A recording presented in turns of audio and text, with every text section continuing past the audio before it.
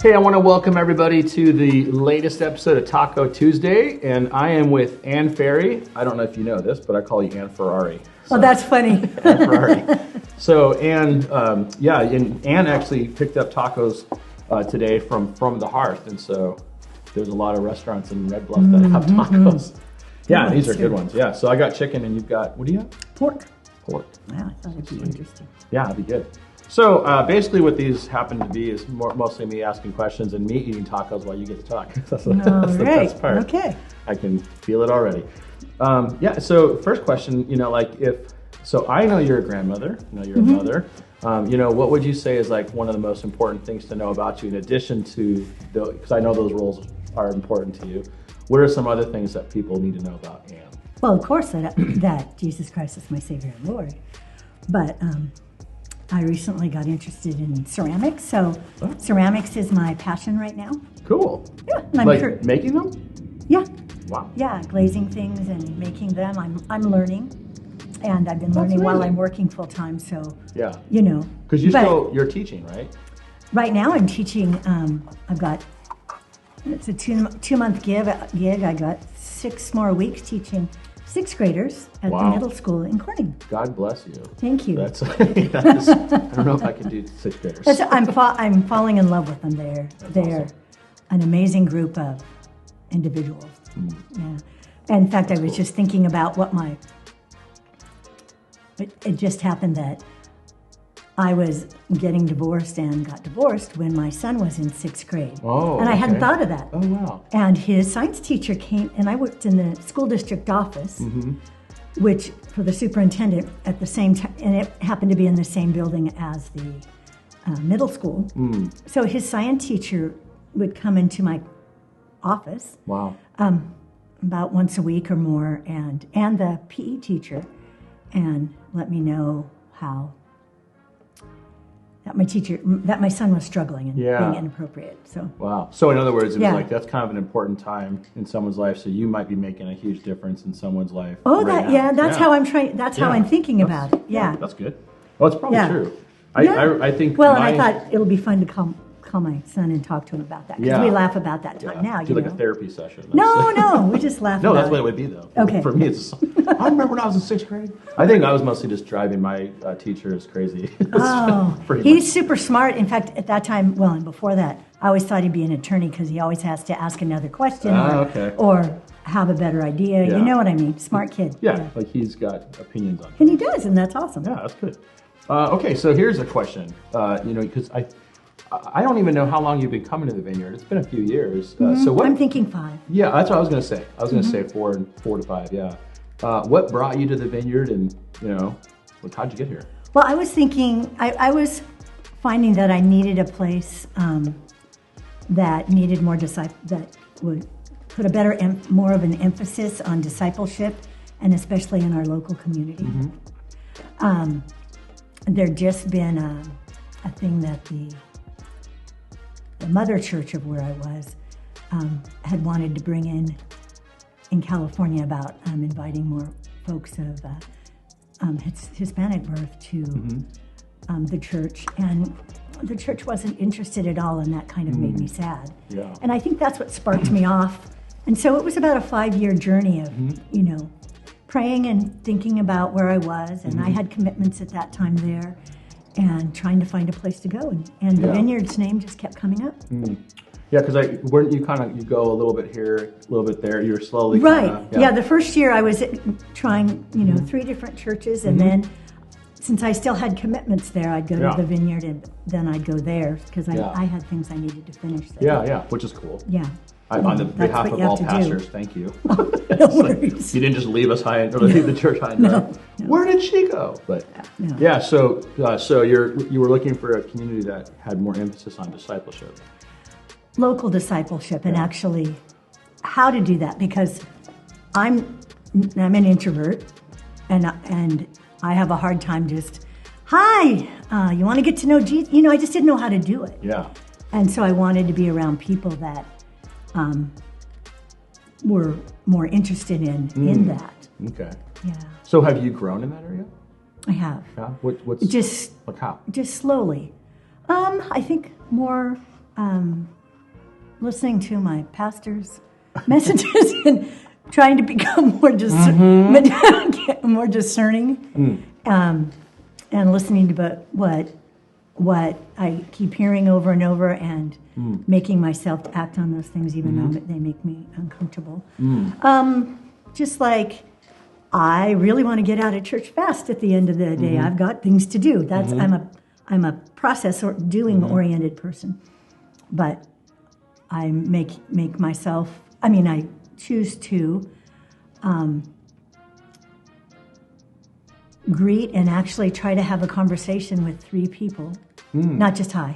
Yeah. Before I leave the church. That's a great idea. It's blessed me. Yeah. These, things. I think it's just like doing mission work and stuff.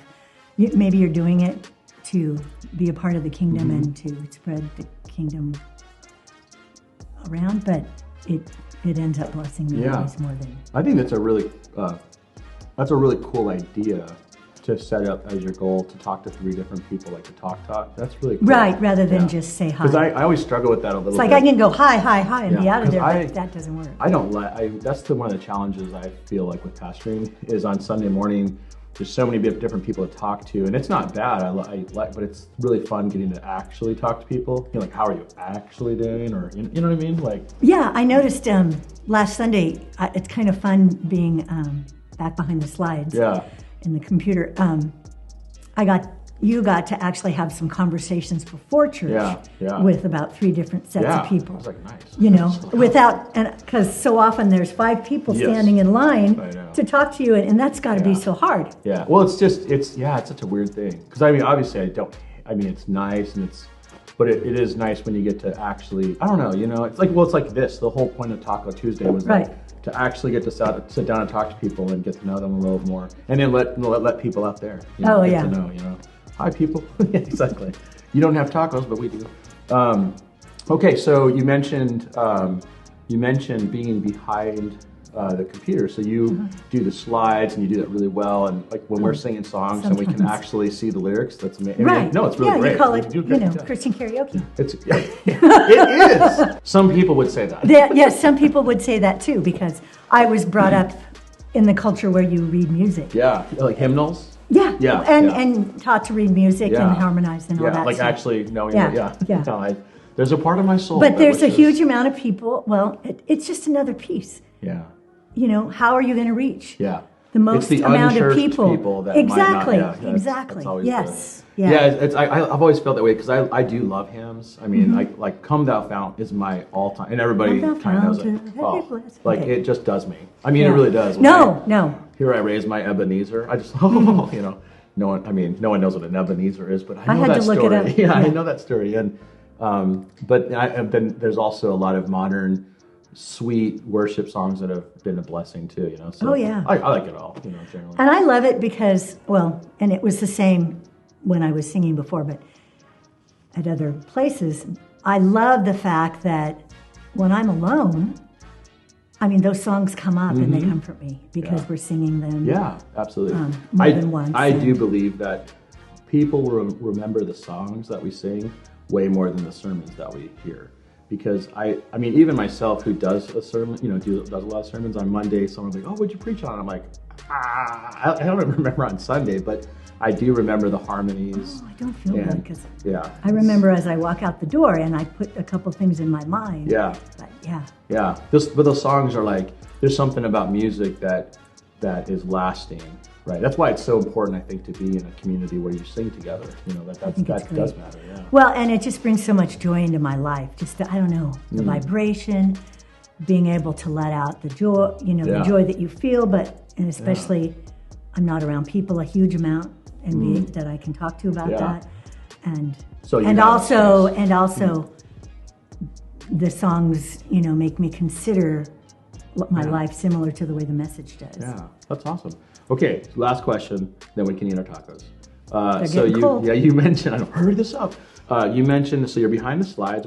So you mentioned greeting too. You sometimes greet? I had greeted, and I've kind of backed off to, thanks for bringing that up. Uh-oh. No, it's just that I did coffee originally. That's how, that's the thing, you know, because I started working with coffee before COVID. And, but I want to talk to the coffee person and see if I can do coffee the same day that I'm greeting. Oh, that's great. You know, because I like to help every week or every other week, but I'm at a point where I really want to be in the service and have myself fully there a couple times a month too. Yeah, so those are a number of ways that you're involved. So, you know, for people who are around the church, they'll see you in those areas. But a couple things I'll say about you, and then we can eat our tacos. But I love Anne because I think you're very thoughtful, and I've always appreciated that about you. I mean, like, theology matters to you, and you actually... Oh, yeah, to think about that stuff. Yeah, like, I mean, I know you're thinking. And I'm shy about my opinions. But I like that you have opinions. No. I was being sarcastic. Oh, okay. I was like, well, I mean, you could talk to me about them. I don't know about everybody else, but I love that. I love how, you really are the whole idea of loving Red Bluff is something that I know that's important to you, because like even your whole thing about wanting to be local, like, and it's not that you don't like international missions, because I know you do. Oh, I love international missions. I loved going to Mexico. But it's like, I think we've probably seen how some churches will do all this international stuff but not do anything local. And then there's the other flip side where there might be churches that only do local and don't, have So like having that balance. But I also see that churches can't do everything, because churches that I've been involved with the past, they're involved in politics and involved in our country at a national level too. So, it's just one thing or the other. Yeah, so you gotta pick something. Yeah. Well, so thank you for being on Taco Tuesday. So I don't know, if you run into Anne and she waves at you, wave back. Is that good? Or try to have an actual conversation. Yeah, you can be one of the three. Well, thank you for watching this, and thank you for joining me, and thank you for bringing tacos. And so every Tuesday, we have a Taco Tuesday video, and you get to know different people from our community and from the vineyard. So thank you. All right.